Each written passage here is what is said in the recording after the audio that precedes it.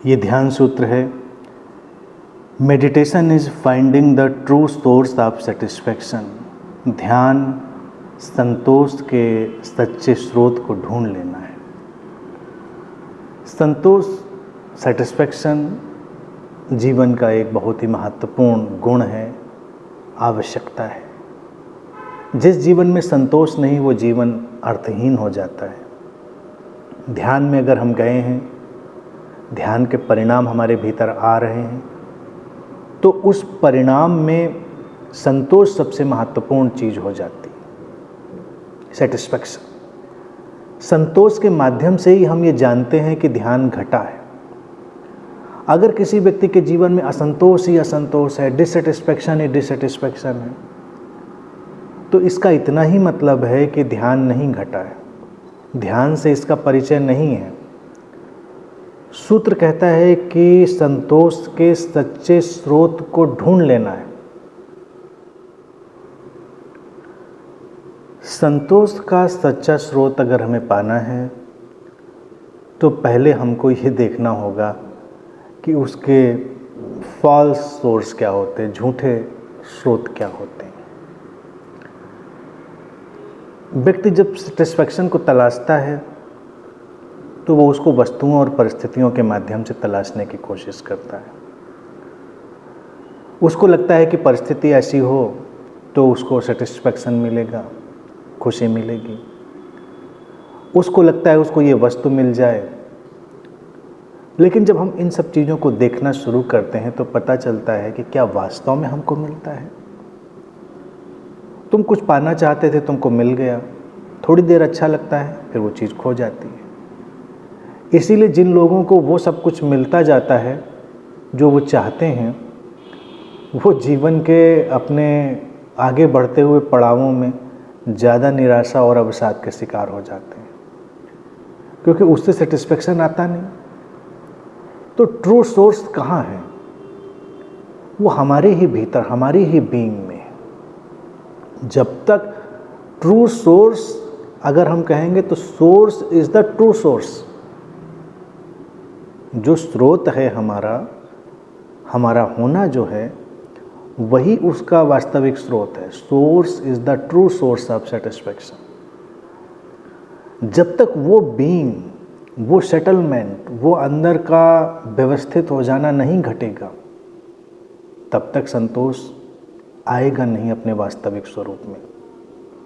अगर वास्तविक रूप में संतोष घटता है और व्यक्ति अपने उस होने से, अपने बीइंग से जुड़ा है, तो परिस्थितियां कैसी भी हों कोई फर्क नहीं पड़ता।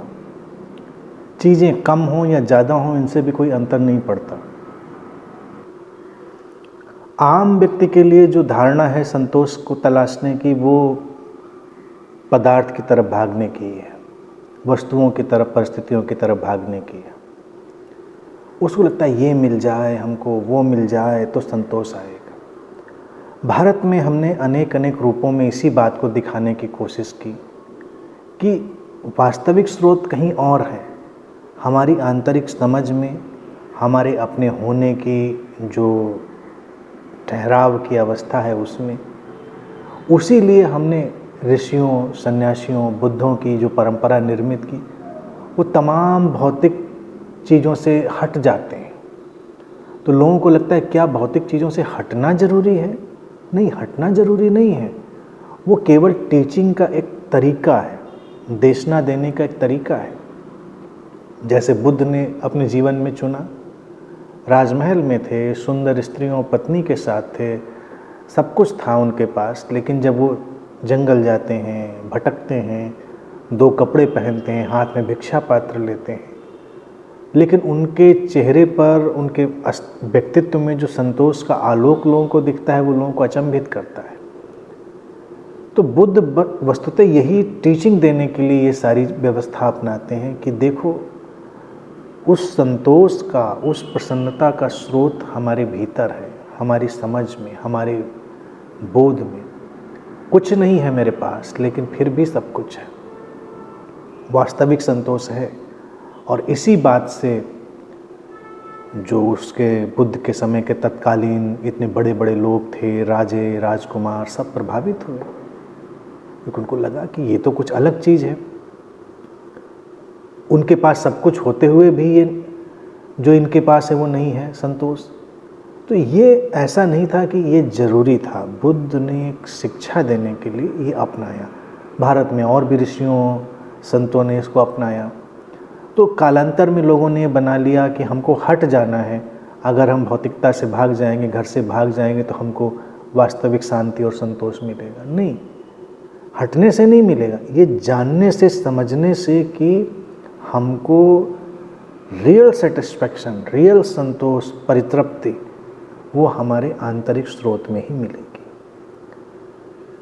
उसी सेटिस्फैक्शन की, उसी प्रसन्नता की तलाश में, संतोष और प्रसन्नता की तलाश में हम यहाँ वहाँ घूमने जा रहे हैं। घूमने जाने में बुराई नहीं, बेशक जाइए, लेकिन कई बार तो होता उल्टा है। लोग जाते हैं संतोष और प्रसन्नता के लिए, लौटते हैं तो और अप्रसन्न और असंतोष को अपने साथ लेकर, क्योंकि वो वहाँ ढूंढ रहे हैं, तलाश रहे हैं। कोई बदलाव थोड़ी देर के लिए तो उनको लगता है कि अच्छा लगा।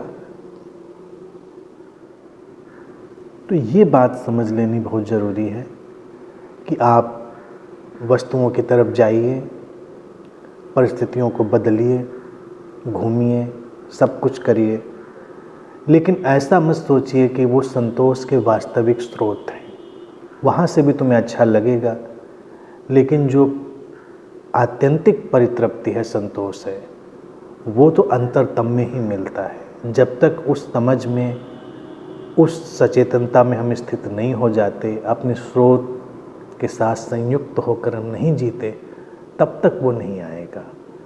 वो है तो हम कहीं भी हैं।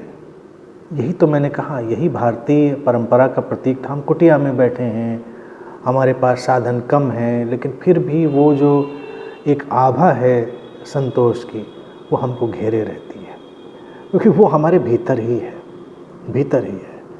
उसको ही, वही ट्रू सोर्स है, उसी को पाना है। व्यक्ति को उसी की तरफ यात्रा करनी है। वो ज़्यादा ज्ञान से, ज़्यादा समझ से, समझ यहाँ पर सूचनाओं को इकट्ठा कर लेने की बात है। वास्तविक समझ तो संतोष लाएगी ही, लेकिन जो ज्ञान, सूचनाओं का संग्रह, उससे हमको भागते नहीं चले जाना है उसकी तरफ, वस्तुओं, परिस्थितियों की तरफ नहीं भागते चले जाना है, संतुलन लाना है। जो ज़रूरी है वो करना है, लेकिन जो सबसे ज़रूरी है वो है अपने भीतर मुड़ना, अपने स्रोत से जुड़ना और वास्तविक संतोष से भरकर जीना, जो किसी भी चीज़ पर आधारित, अवलंबित नहीं है, डिपेंडेंट नहीं है। इसीलिए वो मुक्ति का आधार बनता है। जो किसी भी चीज़ पर निर्भर है तो वो तो लिबरेट कर नहीं सकता, मुक्त कर नहीं सकता। वो संतोष की धारा जो किसी भी चीज़ पर आधारित नहीं है, वही मुक्त करती है। तो इसीलिए जब ध्यान उस वास्तविक स्रोत को ढूंढ लेता है, संतोष के, व्यक्ति को मुक्त कर देता है।